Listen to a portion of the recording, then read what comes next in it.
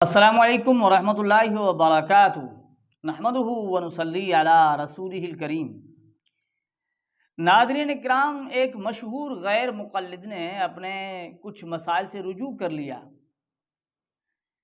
بھائی، جو تقلید کو نہیں مانتا، خود محقق بننے کی کوشش کرتا ہے تو ہم اسے غیر مقلد ہی کہتے ہیں۔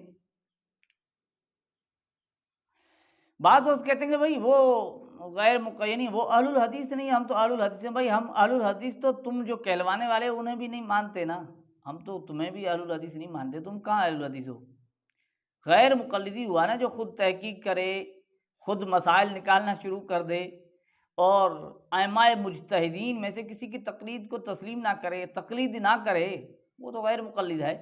پھر کوئی بھی ہو، کچھ بھی اس کا نام ہو، تو اس مشہور مشہور ہے نا، بہت مشہور ہے، اس نے اپنے کچھ مسائل سے رجوع کر لیا۔ آپ نے سنا ہوگا کہ کون کون سے مسائل؟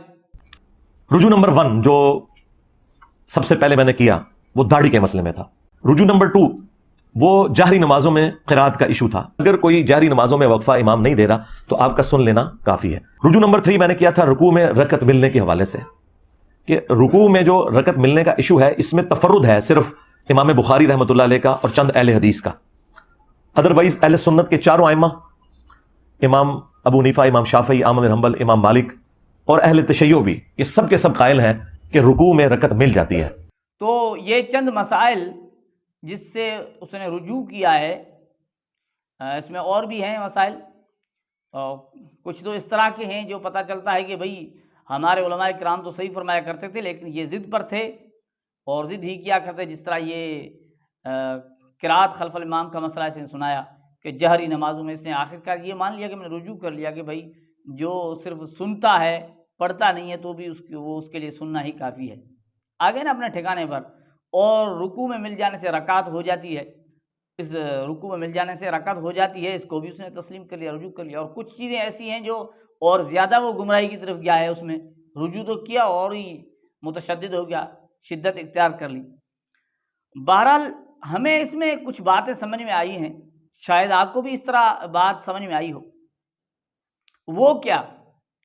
وہ یہ بات، جو بڑی بات جو سمجھ میں آئی وہ یہ کہ بھئی دیکھیں، اسلام کو 1400 سال سے زیادہ عرصہ ہو چکا ہے، 14 صدیوں سے بھی زیادہ عرصہ ہو چکا ہے، لیکن ان دوستوں نے جو ذہن لوگوں کا بنایا نا، یعنی غیر مقلدین کا، کہ 14 صدیاں بیت جانے کے بعد، 1400 سال گزر جانے کے بعد بھی اسلام میں ان مسائل میں جو مسائل چلے آ رہے ہیں، ان کی بھی تحقیق ابھی تک مکمل نہیں ہوئی ہے۔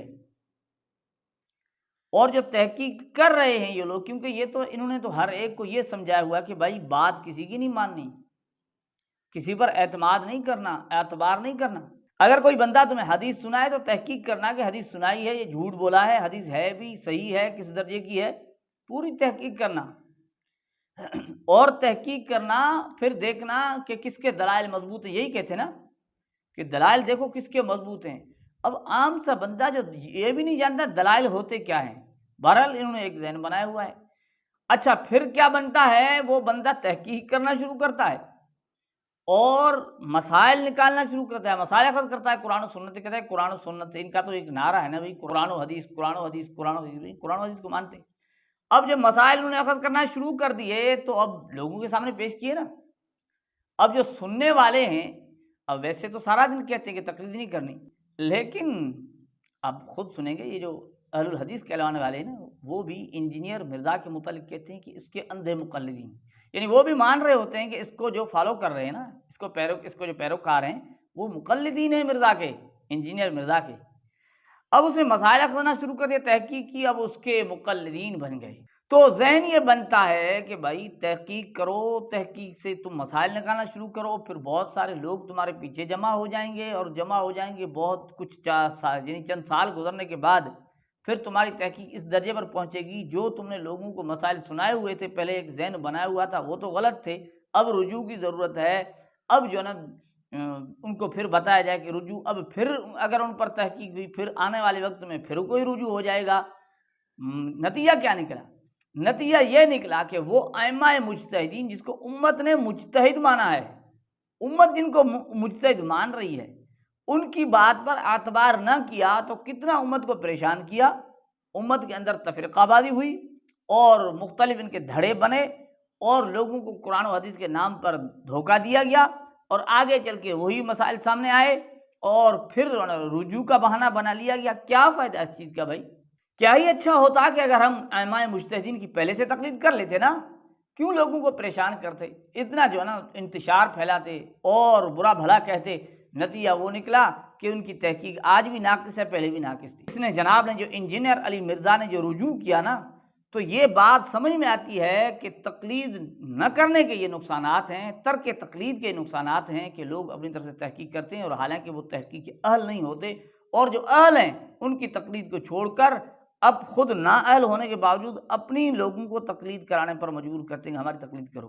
کتنے انجینئر علی مرزا کے فالورز ہیں، اتنے سال گزر گئے، آپ یہ کہتے ہیں نا کہ بھائی دلیل کا مطالبہ کرو، جو دلائل قوی لگیں، انہوں کے دلائل قوی ان کو نہیں لگے، کیونکہ وہ صرف بات ماننے ہی والے تھے نا، وہ کہہ رہا ہے وہ مان رہا ہے۔ اسی طرح یہ جو اہل الحدیث کہلانے والے ہیں یہ بھی اس طرح ہیں، یہ بات کرتے ہیں، سننے والے اس کی بات مانتے ہیں، وہ سارے ان کے مقلد ہیں جس طرح یہ انجینئر علی مرزا کے مقلد ہیں۔ فرق یہ ہے، ہم یہ کہنا چاہتے ہیں کہ وہ ائمہ مجتہدین جن کو امت نے مجتہد مانا ہے، جو اس چیز کے اہل ہیں، اس کی ان کی تقلید کرنی چاہیے اور کرنی چاہیے تھی، اور اس وقت بھی اگر ہم نہ سمجھیں گے تو اور زیادہ نقصان میں جائیں گے۔ اللہ جل جلالہ ہمیں سمجھنے کی توفیق عطا فرمائے۔